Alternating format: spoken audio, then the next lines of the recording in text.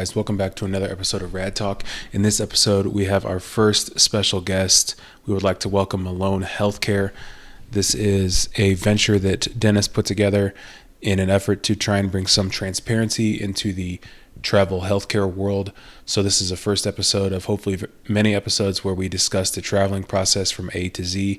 In this episode, we get into the basics of travel. So if you're new, this episode would be really good for you. As always, if you enjoy the content, please like, comment, and subscribe to help us grow the channel.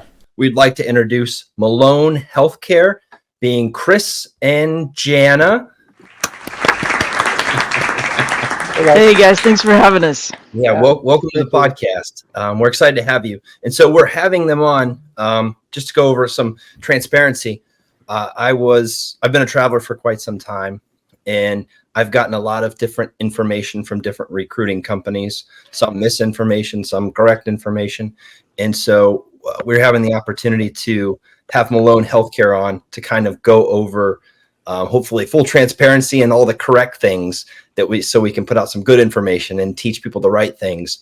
And Chris and Jana have graced us with their presence to go over those things. And so we kind of just want to give the floor to them and allow them to go over, who is Malone Healthcare and why are they coming on, I guess. Yeah. Thanks Go for ahead. having us on. So just a little bit of background about Malone Healthcare. It was founded in 1969 by Joe Malone. So, and it was originally founded as a kind of, I guess you say, corporate and industrial staffing. So in fact, it's, I think, 14th largest in the nation on that end of things. And then in 2018, they spun off a dedicated healthcare division. So that's what we're part of. And so they're actually, the parent company the main division is headquartered in Louisville, Kentucky. And we are in Omaha, Nebraska. Okay, gotcha. Like so many agencies actually in Omaha. Yeah, and that was something that I was curious about. I've seen so many agencies in Omaha, Nebraska. I'm not sure the specifics of the business schematics of why that is, but that's actually a great question. Yeah. I've heard slightly different things, but I do know one of the sort of major agencies back in the 70s, I think it was, started here in Omaha. And so I've heard that basically what happened is you had like a trained workforce, essentially. And then you had all these other companies, sort of branch off. Because branch off. But also, the other thing is, there's actually a lot of headquarters, like, Gallup is here, PayPal is here.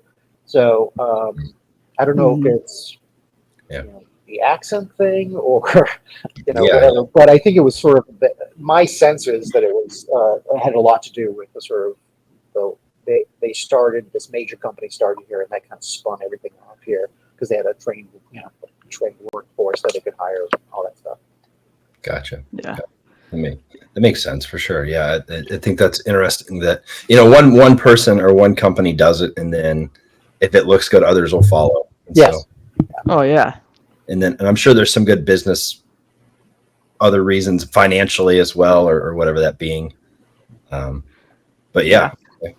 I chuckled at the rumor that it's because the accents are very plain, and it's kind of a universal accent, and the weather's not so great. So there's a lot of things they can talk about that's exciting, outside of Omaha, I guess. But there's a lot. It's kind of a recruiting town. Anywhere you go, there's another cool building with a bunch of recruiters in there. But what kind of separates Malone from another from the other companies in Omaha, Nebraska? Yeah. Absolutely. Malone we like to say we're small but mighty.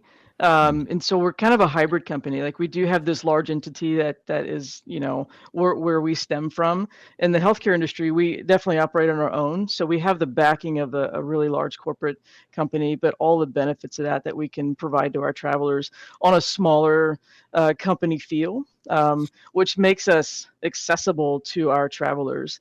We essentially run smaller desks as recruiters, which meaning we don't have 40 and 50 travelers that we're working with. We keep that at a very manageable number. That way, anything that comes up, if travelers have payroll issues, you call us. We're not going to shuffle you to a payroll department that you have to put in a ticket and wait and talk to somebody you don't know.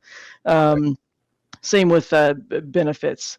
Any questions that you have, if we don't know the answer, if I work remotely, but if I were in the office, I could wheel my chair over to Chris and be like, hey man, what do you think about this? So it's accessibility. I couldn't get that word out today. To us and to the information and to the right information, which is why we're here today, to be very transparent and make sure our travelers are very knowledgeable, and in turn in their own power to make good decisions where you want to go and who you want to be. Yeah. And I tell you, that's important. I've worked with small companies, big companies, and having that, being able to reach your recruiter when you need something that you feel is important. I know some travelers, we try to just reach out a little too much sometimes, but if I feel like, I need to get to you and I can get to you and you can help solve my issue or help me problem solve, whatever that is, I feel important. And I think that shows a lot, that you care, that the company cares. That goes a long way. So Dennis, you've been traveling for about 6 years, and you just said that you've worked with both sides of the large companies and the smaller companies. So what's your experience been as far as the differences between those two? I think that the larger companies, and I don't know, and I think it all boils down to the recruiter as well, because you can't just put it on the companies, because it always depends on the individual that you're working with. I've worked with individuals that I felt like I ended up. I remember requesting, and this is kind of one that kind of frustrated me. I was telling Gage this. I worked with a recruiter that I was negotiating a callback because I knew that I was going to a facility where I was going to work. It was just like the guy who was working before me there he worked 40 days straight. So he was on call. If he wasn't working at the hospital, he was on call. And so it was just a rotating. So I was like, okay, I know I'm going to come there and alleviate some of this call. So, my call rate would be really important. And so I remember they sent me like a number, and I ended up saying, well, like I doubled it right off the bat. And they were like, yeah, that's fine. And so I was like, and then I got there and I found out like he was making like triple. And so I was and so I'm like, this guy, like, is he getting a cut of this? Like, see, like if he gets me less, like, does he get more? Like, kudos to him. Like, he negotiated me very well.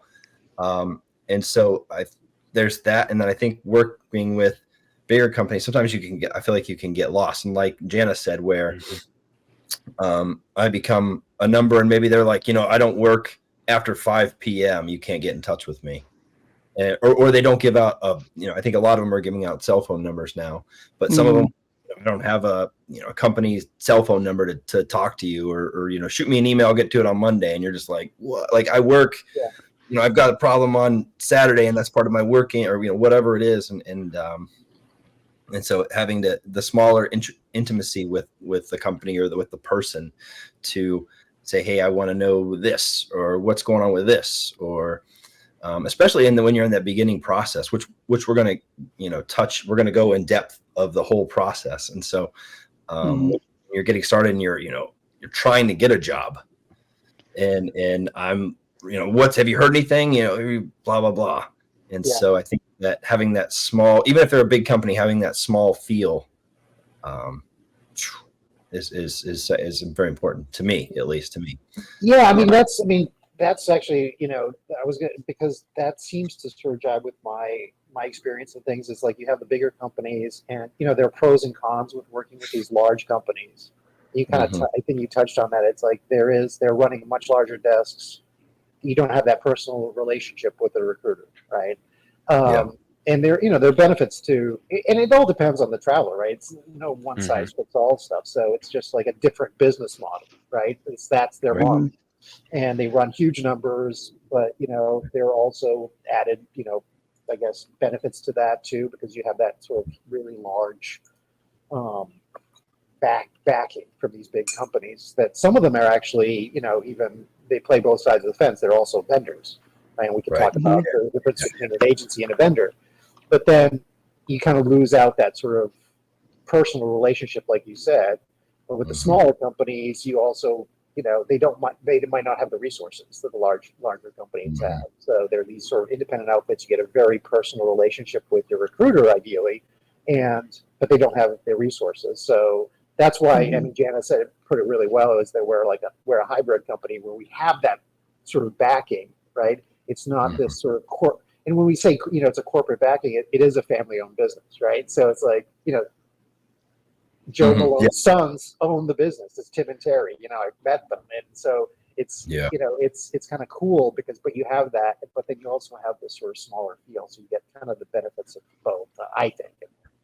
Well, I like that you touched on that, because that's true, and that's why I've always said, if you're going to work with several companies, was always my mantra, because some companies were really small and they could pay me a little bit more, and so I would go with them if I could. But the bigger companies might have more direct contracts with certain hospitals that only work with this particular place, and so you might never know about that particular direct contract, because they only work with one. And so my mantra was say, work with as many as you can deal with, because right. because it's overwhelming. You're getting a million phone calls and stuff like that. Sometimes your sanity is important too. When I first talk to, especially first-time travelers, I tell them the exact same thing. I'm like, I want to work with you, but here's the thing: you need to look out for yourself, and you got to work with a good handful of, and especially find recruiters in companies that you're comfortable with, that sort of jive with your way of looking at things. Right. Yeah, I think that's super important. I think I had one question when Dennis first mentioned you guys, and I did basic research, and I saw that your parent company, or whatever you call it, is, you said industrial, so they're not they're not in medicine. Yeah. What was the thought process or the driving factor behind wanting to then split off and create a healthcare related company? Yeah, that's a great question. They'd always been doing that, but it was sort of a dedicated division, right? It's like, okay, we're going to just we're going to have a division that just focused on this. But it's also the case that they had relationships with, since they're headquartered in Kentucky, they had relationships with a lot of Kentucky hospitals, right? Because they had that footprint in Louisville, Kentucky, and specifically, and so we still have some great relationships with sort of hospitals in Kentucky, and I think it sort of spun off from there, where it was sort of built up, and they're like, okay, now we're just kind of a focused division on it, so as opposed to just having doing it sort of on a pickup or whatever you want. So it was kind of like the next progression. Just made sense. Just a natural progression made sense. We're like Chris said, doing it anyway, so let's do it really well and dedicate a whole branch to this type of deal. And it wasn't like there was a lot of companies that spread up over during COVID. It wasn't one of those. Like, this is pre-COVID, so because it just seemed like this just tremendous explosion of different agencies, overseas agencies now too. I'm seeing a lot of those. So it'll be interesting to see. In fact, on our previous podcast, you guys were talking about sort of the rate changes and how it fluctuates, and the COVID rate is insane. And so there was all these companies. It'll be very interesting to see. They stick around. And I mean, this is kind of an aside, but Dennis sent me some rates. I think they were in Illinois, and he was complaining about them. But to me, they were still, I was like, these are incredibly high. So I think that I don't know if you guys listened to it, but we've talked about this before, where the COVID travelers are used to those inflated rates, and now that they're coming back down a little bit, they're getting angry. Dennis did it pre-COVID, but I think he was even a little spoiled by the COVID rates. For sure. But I still think, as an outsider, I know nothing about travel except what Dennis tells me or has told me. Those rates are still, I mean, knowing what I make as a physician and seeing what those rates are, they're still incredibly high. So I would, if I were a traveler, I would not be discouraged by some of those rates that I've seen. It's hard. It's sticker shock in the reverse, right? So if you came in and you jumped in and you saw, during COVID, that you can make these, life-changing, wages, and now it's a little more, normalized or respectable. It's hard to adjust to that, because you have this, this lifestyle that you've kind of become accustomed to, where you can, afford so much more beyond your previous means. But it's a conversation that we have with travelers. Some of them are still looking for those really super high marks, and kind of what Chris hinted on a second ago, we tell them you got to branch out. There's companies that are going to have those. Those are what we call unicorn jobs. You can put all your eggs into that basket, but you might be there a minute, looking for that one because everybody else is looking for those as well. But I also think it's important. I don't know if you guys keep up with, Medicare reimbursement, but to keep things in like a big picture, ultrasound or traveling is not the only thing that's being slashed. CMS is paying less for, reimbursement, like radiology reimbursement got cut by 3% for next year. So it's not just the travelers, everything in healthcare is, they just don't want to pay as much for whatever reason. So, do you guys have any sort of insiders on that? Have any insights as far as why you think that is, or speculation, or even? I don't. As far as the only thing I've noticed, they're switching to a like a primary care based model. So like radiology went down, anesthesia went down, IR, all the subspecialties went down, but they upped like IM and family practice. So I don't know if they're trying to finally switch to like push preventative medicine and more just like general, because those guys are way underpaid. But other than that, I don't know in terms of why they're doing it. That would be the only thing that would make sense, is to push people back to the family care, the internal medicine, and try to take money away from. If you take money from people from making so much money in radiology, maybe they'll do preventative stuff, like you said, and go see their family medicine doctor and kind of go that way. More clinical side instead of just have this test done. Yeah. Well, and just pushing dollars around. I mean, they have so many things that they reimburse for, just making sure that they can reimburse for whatever, but it always feels lopsided, right? No matter what field you're in, you're like, where'd my money go? Where's my reimbursements? But you're right. Gage, I come from the radiology side and outpatient management for years. And I think when I got out of it about a year and a half, 2 years ago, for example, my direct background is ultrasound.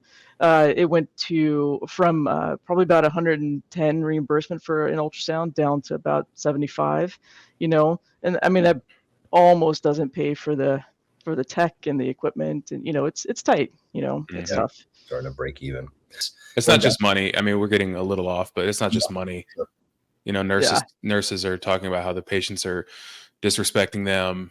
Their patient census is way too high on top of losing money. So like, why would you want to, I forget, there's a number, but there's going to be just a mass exodus of nurses by like 2027 or something.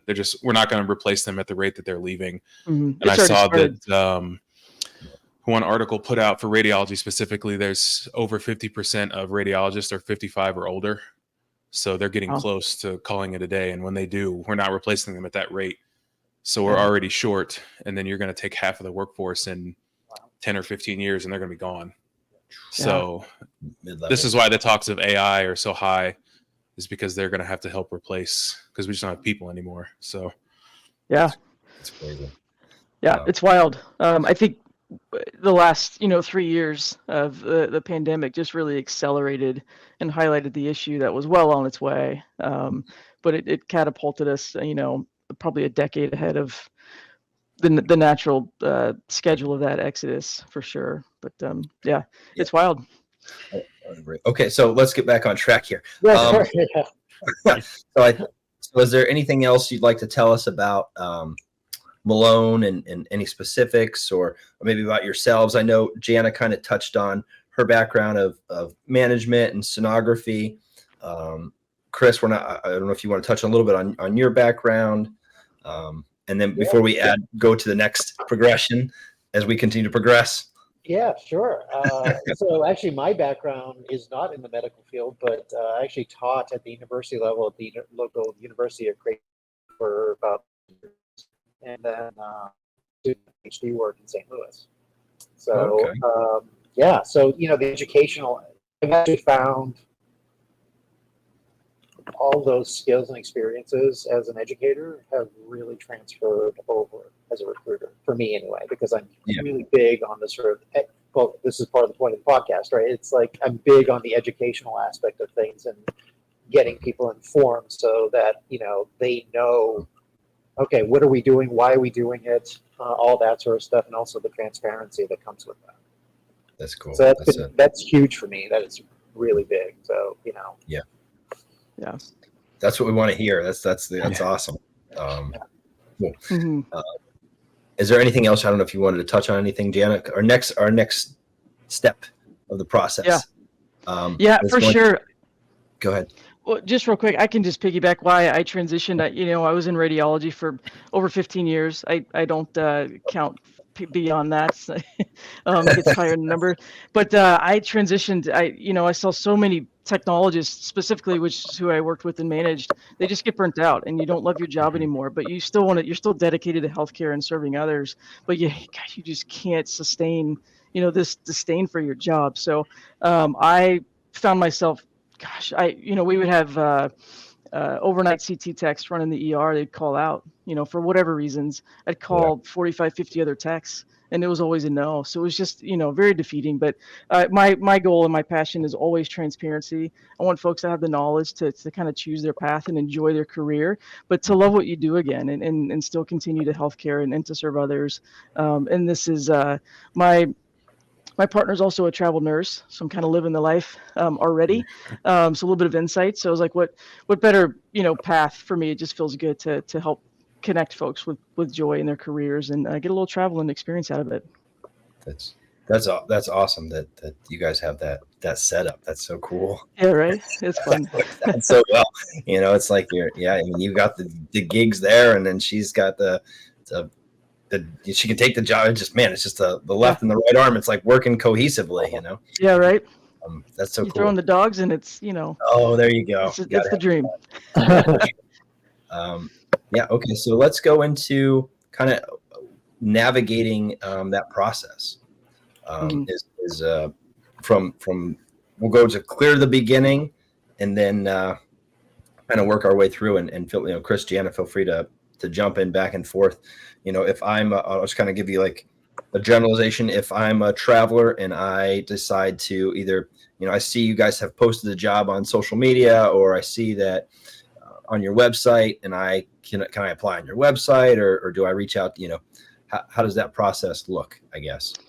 Yeah, there's so many channels. The biggest thing is just to kind of get your name out there. Yes, your phone's going to blow up. Yes, recruiters are going to call you. That's, but that's kind of a natural starting point. Unless you know somebody that's already doing it and they can refer a good solid recruiter and, that type of thing. But besides from that, there's so many, sites that you can go to and just kind of plug your name in and say, hey, I'm interested. And that's kind of how you get started. And a lot of times you need to do that to see the jobs and just kind of create a rapport. But essentially, we get a lot of leads through just some general databases, folks that have expressed interest from one avenue or another, and we just reach out and just kind of walk them through that process and hopefully get a hold of them and provide them really good information. And then it's just initially about getting your name out there. And first and foremost, I can't stress enough, just have a resume ready to rock. Just something that can just say, hey, this is me. What do you think? Do I have enough experience? And just to have those initial questions and getting connected with recruiting agencies that makes sense to you, that speak your same language. Yeah, so for Malone specifically, I know you said you use some general databases, but for you guys specifically, what are like if Dennis knows, hey, I want to work for Malone, for whatever reason, he just knows this, how would they specifically, do you have like a website or Facebook, or how would they specifically get a hold of you guys? Yeah, absolutely. We do have a website. In fact, Chris highlighted my favorite tag off of that website. It says peace, love, and staffing. That's my my favorite thing about it. 1969 is when we were started.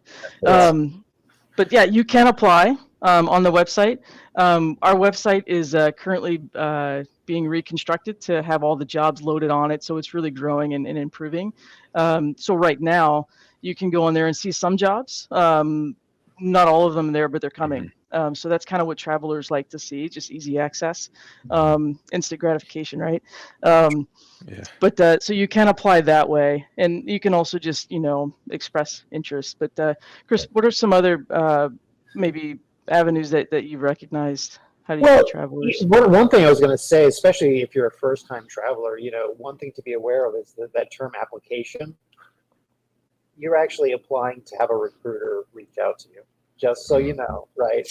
It's not, you're not actually applying for the job. You're showing interest in the job where a recruiter is going to actually reach out to you, and they're going to have a conversation with you, see if you're qualified and all that stuff.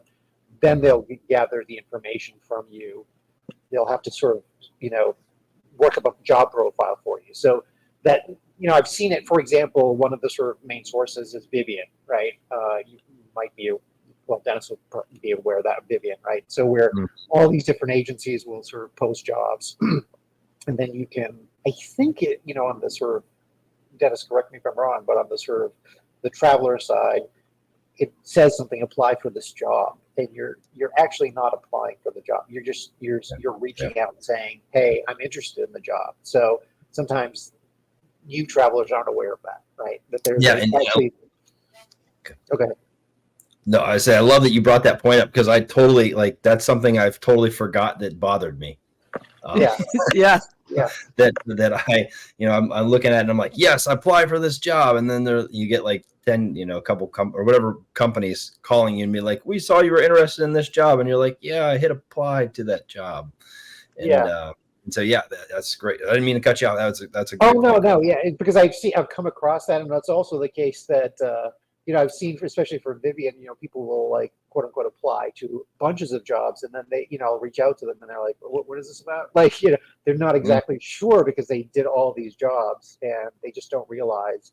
So there's a process there. So really that application process, even through the websites, it is basically you're saying, please reach out to me about this job. It's a specific job.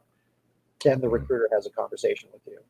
And then you sort of gather their information. And like Jana said, the resume.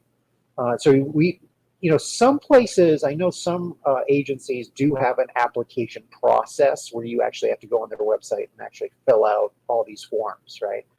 But the way we do it is slightly differently. It's a little easier, I think. But, you just get your resume, you get your certifications, your licenses, and, we sort of, you fill out a skills checklist. That's another big thing with travel. I don't know that you probably get used to. It's really can be a little annoying, but but it's basically where you fill out a checklist where you self-assess your skills, your skill set, and how often you do it. And so we sort of gather that, and as well as references. We get the names of references. We reach out to them, and once you compile that profile, then we're ready to submit you for an actual job. It's only after we've got that profile together that we can actually do anything, because we literally cannot do anything without that profile. Right. So as a traveler, I've reached out to you guys, and so I've reached out to people, and you guys reached out to me. I'm like, okay, so I'm gonna make up a profile. The profile is going to consist of my references, my resume, and credentials, skills checklist. Credentials, skills checklist. Is there something that you've noticed that, is it better if I come with a resume? Do you guys then, if I put my resume on there, do you guys spruce it up? Yeah. We get all kinds of resumes. Yes, we're going to spruce it up. We want to make sure that we put your best foot forward, and highlight all of your hard work that you've done and all the best things about why they should hire you. So make it, just a really attractive resume. Format's really important, just to make it clean and clear. We've done a little research, and the average manager, the hiring manager, which was myself for many years, spends no more than 10 seconds on a resume. So what are their eyes going to be drawn to in those first 10 seconds or less? So we take all that stuff into account and make that a really solid first impression for our travelers. Absolutely. It's interesting because you see all these different kind of resumes come through, right? There's formatting, right? And some of it, it's you have a lot of information where it's the manager, Jana can speak to this. It's what's the manager going to be looking at? What is actually, they're just going to be they're just going to be skimming over it, looking for the information they need. So it's all important to have that information right up front that they're going to need. Are you allowed to give that information? What information?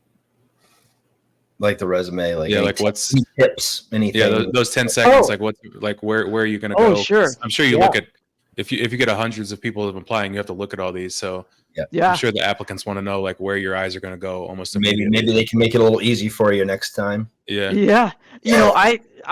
I head right to experience. Are you just out of school? Are you using your clinical time as experience? So a lot of new grads are like, oh, I've been doing this for 2 years. They've been in school for 2 years. Yeah. They're not ready yet in most divisions. Physical therapy is a little bit different, or therapy is different. But I want to know how much experience you do have. Where'd you work? Is it a small hospital? Is it a clinic? Were you in a mobile fashion? Were you doing very limited radiography? Or were you at a level 1? Like, so not all experience is the same, right? And then I want to see some highlights.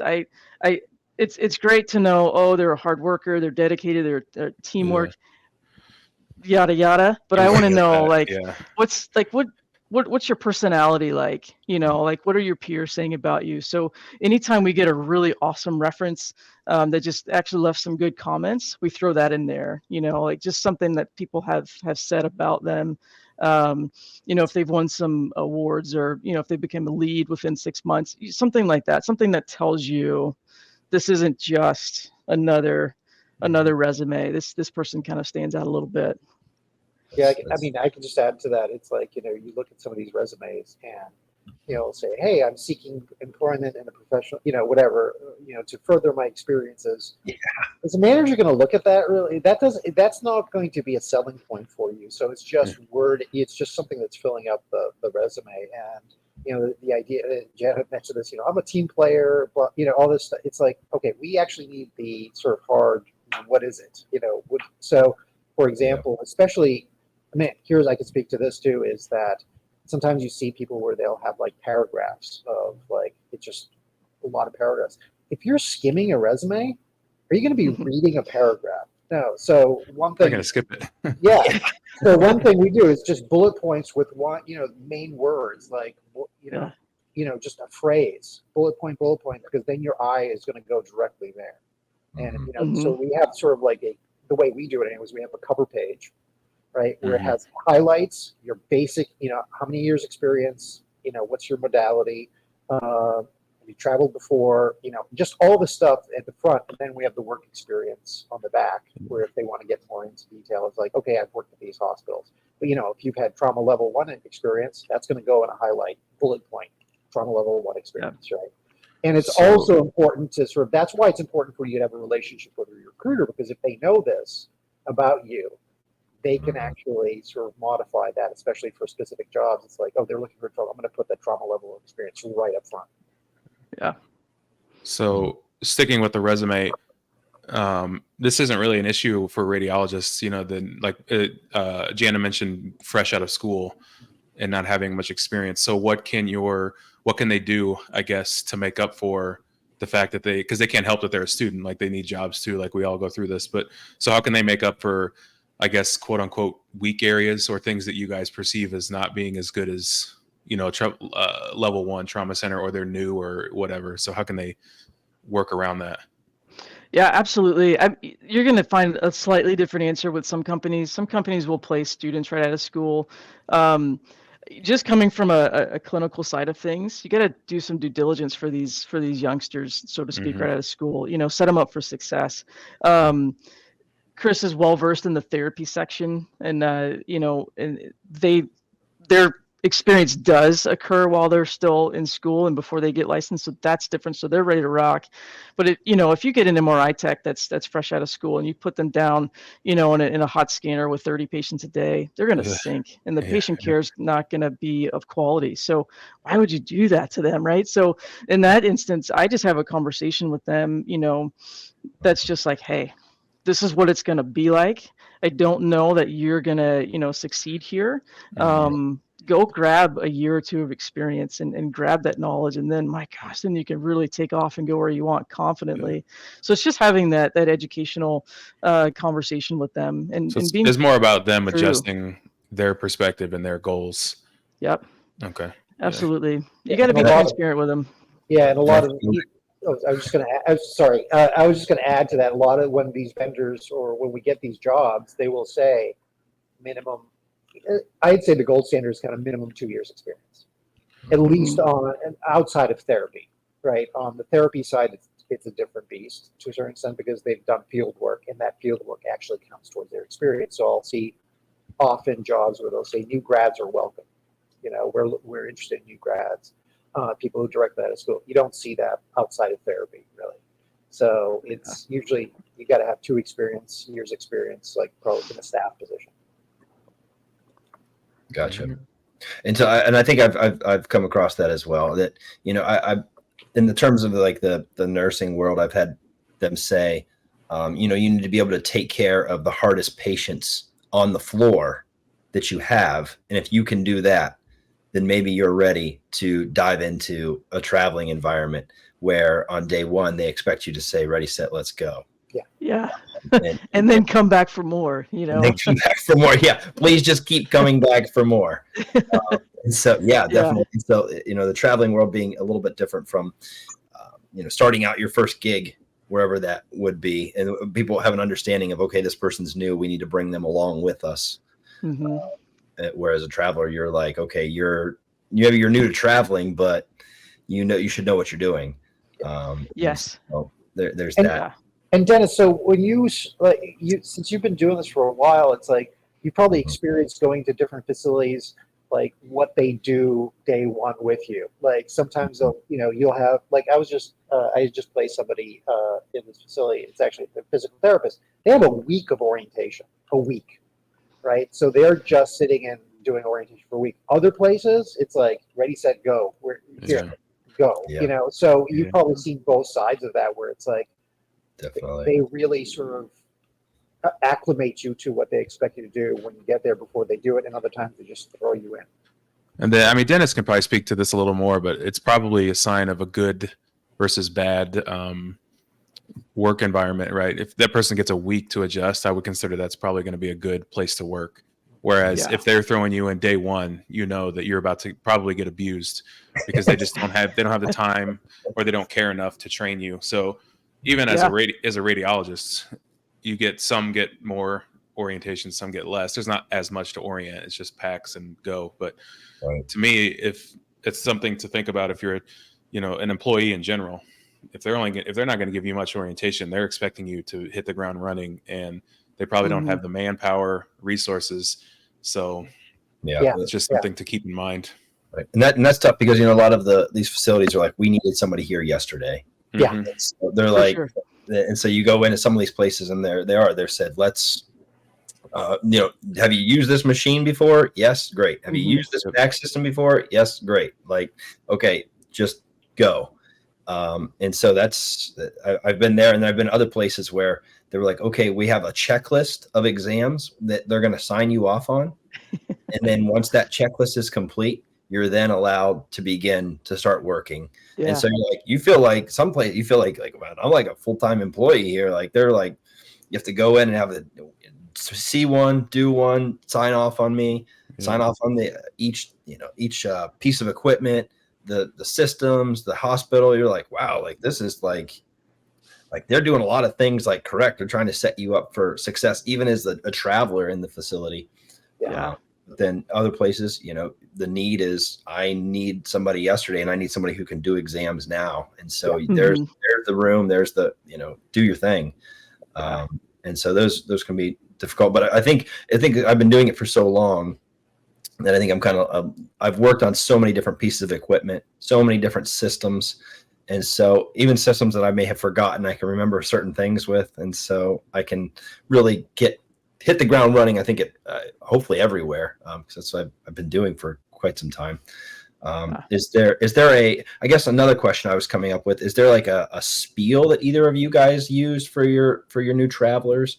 Or is there, and if there's not, I guess, is there something that stops the traveler from traveling? If there's a new traveler and is there like, I can tell this person's not ready, or this person's not going to do it, or they're just testing the waters, versus somebody who's like, okay, I know this person's coming, and like, sure. That's an interesting point, because it happens in radiology too. A lot of my classmates were like, I'm not interested in this job. I'm just going to take it for interview experience. So it's interesting to know if you guys can tell when people are not serious and they're just trying, especially as we've talked about new grads trying to gain, because the interview process itself is a whole different thing. So I had a lot of classmates that were like, "Hey, I'm not interested. I just want to get the practice, get the numbers, see what they're offering." So it's going to be interesting to hear if you guys can sort of weed through that.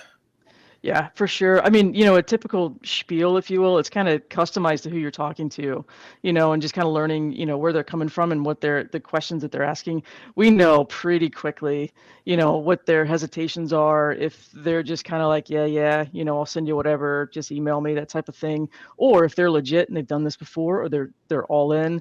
A lot of times we get the new ones. They're like, you know what, I've heard, and we'll get into this in a different episode, but I want to go 51 miles away from my house, and I want to start my first contract in my backyard, and I don't want to, for the first one, I want to be at home. And so then, I mean, my gosh, that tells us, okay, we're starting with a brand new clean slate. We got to educate this person, from minute one, and give them that right information. But it's where our personalities come into play. We're going to attract folks who like our personality and vice versa. So my spiel is a little bit different than Chris's, and they're all great. It's just we have our different styles. But a good solid conversation with someone, just making sure they have everything is continuous, by the way. But the first initial one is a good 30-45 minutes, just to really get a good idea and get them off on the right foot, and have things set to where we might be ready to go tomorrow to start submitting you to jobs. If this is a solid, serious conversation, but we can tell. Yeah, for sure. Well, Gage, I mean, there's a couple things from your question I thought were really interesting, is because on the one hand, it's like they actually have to go through that process of the profile, right? So to a certain extent, if we get a profile going, then they're serious, right? If it's like we have that conversation and I say, okay, I could think it's a great conversation, and I'd say, okay, I need this information to get this profile going, and I never get anything. Or then that tells you, and other times you will get people, and you guys had sort of touched on this, I think, when you were talking about the COVID rates during the COVID era. It's like the people who are it's about the money, right? It's like they just want, like, I want this amount of money, and how much are you offering for this? And they're very like, because I get it too, because your phone's getting blown up, right? And I get it. It's like you don't want to, you have limited amount of time. You want to figure out, okay, how serious am I going to sort of take this 50th call or whatever, Right. So, but sometimes you could tell. It's like, hey, sort of I reach out to someone and say, hey, what do you have in San Antonio? It's like, oh, you're being very specific. It's like, it's like they're looking for a very specific job. And so, the question is, can I help? Yeah. Can I actually help you? We're putting time into this as well. You're putting time into this, but we're putting time into this because we're actually having to format the resumes, reach out to your supervisors for references, all that stuff, looking for jobs that so you got to have to look at it from both sides. Right, we're both investing time in this. Yeah, right. I don't know. Does that answer the? Does that? Yeah. And I'm curious on, and I'm trying to. I know we're running short here. I'm curious on references, and so in terms of your references, do you want something more as if you're a technologist, and would it look better if I had a radiologist reference, a manager reference, a peer reference? What are you looking for? Like, what's best, I guess, if there is a best? There is a best, and it's a supervisory level. Definitely radiologist. I mean, they work with the technologist more so than a director or a manager does in many cases. It could be a lead tech, even a senior tech, just someone that has some ability to say, hey, I can vouch for this person. The peer references, those are more, they're kind of seen more as character references. Like, hey, my coworker Dennis is awesome, but I've never been in a leadership role. So that way I've never had to lead him. So I don't know that style. So great information, but those aren't really, they don't hold as much weight as I would say leads on up to radiologists and things like that. So those are the best. Yeah. Okay. Yeah. And I say, do you want and I think I've usually seen I want 2 or 3, is there a certain, a magic number of Yeah. references? Well, go ahead, finish, Chris. Yeah, minimum of two, basically. So, often, so the way it works, and companies are going to be slightly different, but often you will also see when the facility is looking for a job, they will ask for, like, this is what we need, right? But basically, a minimum of two references, supervisory level, anybody who has worked with you in a supervisory capacity, right?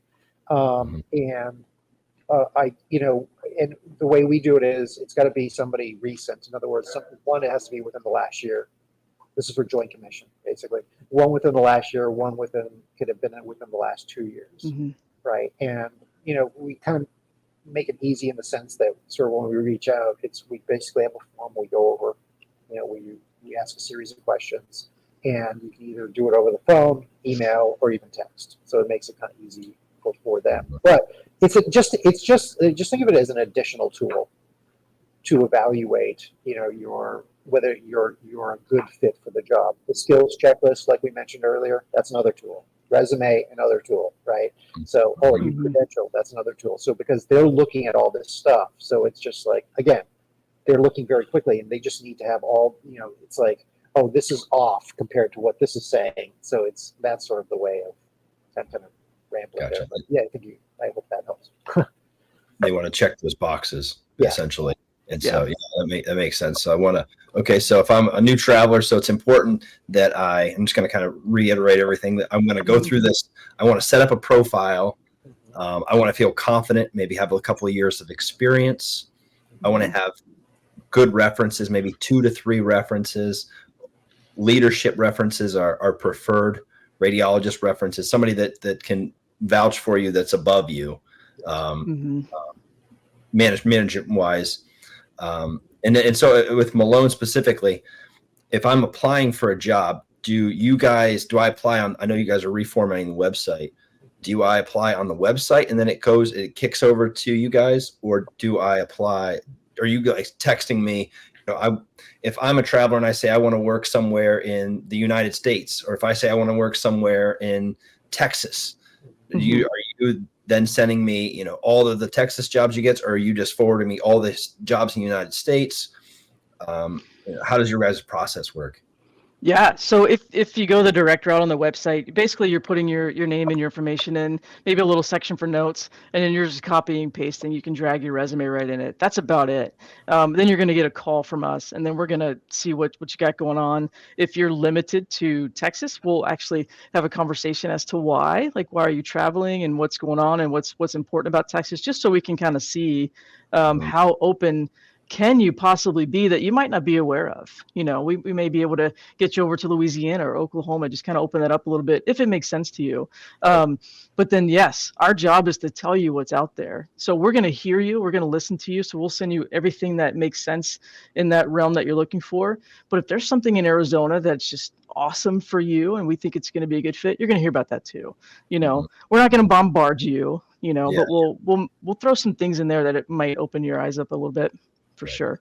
And I think what I've noticed for myself is that it was kind of nice when my recruiter would send me jobs that would pop up. Sometimes I feel like they would send me a job faster than it would be on the website than I could apply for the job. Yeah. And so I feel like, and I don't know how important it is to hit speed to market. As soon as you find out that job is available, to put my profile in. I felt like that was important. That's key. That is huge. That speed to market thing is so, because the jobs are just coming and go, like they go fast, right? So this is the thing, is like, if you're something as a traveler, you probably experienced this, was that when you're applying on a place like Vivian, these jobs are posted, they could be gone tomorrow, right?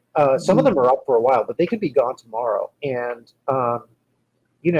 think about that, is you're responding. I'll just use that term. You're responding to a job that you just saw. How long is that job going to last before we actually get that profile from you together to actually submit you to that job? That's why it's so important to actually have an established profile with an agency, because once you have that profile, the minute a job opens up, we can submit you for it. And you want to be at the head of the line, not like 10th, 12th, 13th, right? Because Right. that at that amount of time, that the less than 10 seconds, Mhm. it's as they're going down the pile. Guess what? I bet you that the numbers, 5 seconds, Yeah. 3 seconds, Yeah. and they'll just look. I mean, I remember because in academia, when they were looking to hire people at a certain point, they would have so many applications. They were looking for reasons not to actually interview people, but not to interview them. It's like they would look for reasons Yeah. to get rid of them, right? It was because it's like, okay, no, it was rather than the yes pile, right? So that's why it's so huge. That's why it's so important. And here's another thing you sort of touched on was there are different ways of approaching submitting you for jobs, and I've done both, right?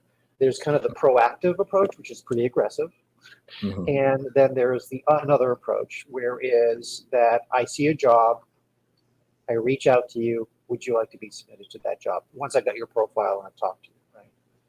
Mhm. Now, guess what? You're working. How long is it going to take for me to actually get a hold of you, discuss the details of the job, to see whether you're comfortable? Right? Mhm. I've seen Mhm. jobs, especially respiratory therapy right now.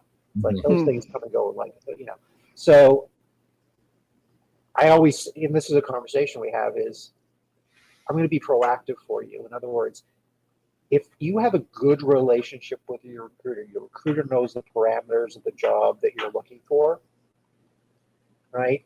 I know, I have a number of travelers I'm working with right now. I have good relationships with them. I know what they are looking for, what they would go for. So what I'll do is the minute I see that job, I'll submit them. Now, then Smart. I make the call to them and I discuss the job, because here's the thing. Once I submit you, that's not like set in stone. I can take you out. So I've had that too, where they're like, yeah, no, I've actually know about that facility. A friend was a bad experience, whatever. Take me out. I can take you out. But guess what? You're in the pipeline, Mm. right? Yeah. At the very least. So there's those two approaches. I've actually, had both, where some travelers just aren't comfortable with that sort of more proactive approach. I understand it. There are downsides to that. So that is kind of because of the way the market's working. Gotcha. Now, some Okay. agencies, some recruiters will do blind submittals where they'll just submit you out all to these jobs. They wouldn't even talk to you after. There's like, oh, I was submitted to that job. Got to have a Mhm. conversation. It's like, you got to have some respect, right? It's like, I just submitted you. I just want you to know I submitted you for this job. Let's have a conversation about it. Right. And I think that's a great topic that I also wanted to go over, but we're gonna have to do that on the next episode. Okay. We've pushed it to the brink here, and so I Yeah. think we're gonna do a modified question of the day. I know we talked before. We're gonna switch it up, so we're gonna do our question of the day. Question of the day. We're gonna be going over, since it's in honor of Rad Tech Week. Let's say your favorite food that you've had, whether that be a potluck. Chris not being, in the working with the hospital directly, maybe you've had a potluck in a certain facility or place that you've worked at before that you're like, oh, I'm so excited for whatever that is. And Jana, maybe, things that you've had as part of Rad Tech Week. I guess I'll go start us off first. I think I've had ice cream socials that have probably been my favorite, where that's like a bunch of different sprinkles and different kinds of toppings, and you just get your ice cream and you throw everything on. And I think in honor of Rad Tech Week, like I really appreciated the ice cream social. Yeah. And go ahead, feel free. Anybody else wants to jump in next? I was going to say, kind of in line with that, just with the toppings and the choices, the baked potato bars, those are always a big hit. Yeah. I used to love bringing those in. Yeah, those are good. You can't beat a baked potato pie. I think mine's probably some kind of I don't know, like a cheese bean dip, like with tortillas, just something super. Mhm. I'm not a huge fan of like buffalo chicken, but some kind of that kind of style dip. Yeah, Yeah. you can't beat that. Good dip chip. Yeah. What are you thinking, Chris? Honestly, my first and only choice is always pizza. Pizza. Some sort of pizza. It's like, I don't care. It's like, get me pizza. I'm happy. Yeah, I'm pizza. happy. That's We're bringing it. Just order out some pizza and I'll get it. Yeah, you can't go wrong with any of those things. Hopefully, each one of each day of Rad Tech Week hopefully has one of those items associated with it. I'm sure, but hopefully paired with a gift card of some sort, Or pay sort of raised. money. Yes. There you go. more pizza. Yeah. Yeah. Okay. So we got through episode 1 here of our little series. We're super pumped. Hopefully, we put out some really great content for everybody. We look forward to you guys coming on for the next episode of the series, and we'll move forward from there. All right, guys, that'll do it for another episode of Rad Talk. Hopefully you enjoyed our first episode with Malone Healthcare. If you did, make sure to like, comment, and subscribe, and we'll see you in the next one.